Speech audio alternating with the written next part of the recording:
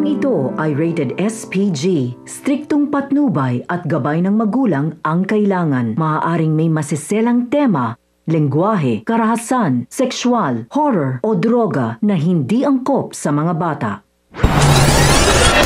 Mga kapamilya, hindi pa rin nga tumitigil si Rigor na alamin ang buong katotohanan dahil bigo man siyang makakuha ng impormasyon kay Roy ay mas ginusto pa nitong bumalik hanggang sa mapaamin nila si Roy. Ngunit iginiit ni Mando na sa tingin niya ay hindi aamin si Roy at alangan naman na pilitin nila itong magsalita. Papaano umano kung talagang nagsasabi ng totoo si Roy na hindi niya nakilala kung sino ang tumambang sa kanila dahil naka-helmet nga ang mga ito. Kaya naman nakaisip ng paraan si Rigor na kailangan nilang silipin ang records ni na Espinas at ang iba pang mga opisyal ng NCF.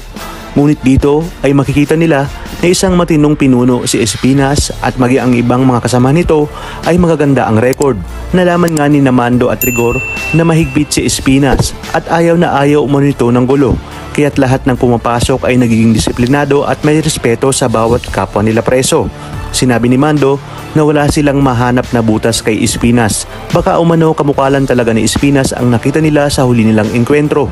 Sa kabilang banda, sa pag-uusap naman ni na Espinas, Balatukan at Makasantos ay sinabi ni Makasantos na iba umano si Tanggol dahil mag-isa nitong sinugod si Bong at ang grupo nito sa selda. Kung kaya't sinabi ni Espinas na noon pa man ay talagang nakita niya na may galaw itong si Tanggol.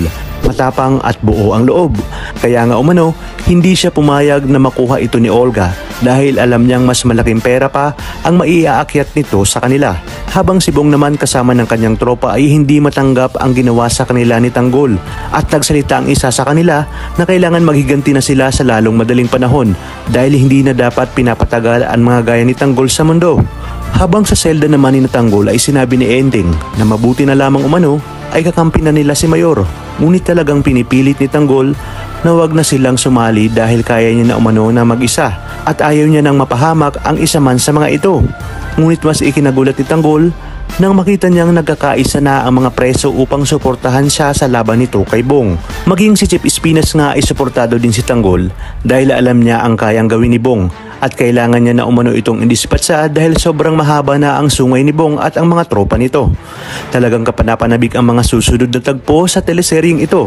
Kaya naman sabay-sabay natin itong aabangan. At kung bago ka pa lamang sa akin channel ay sana'y huwag kalimutang mag-like at subscribe. Pindutin ang notification bell para updated kayo palagi.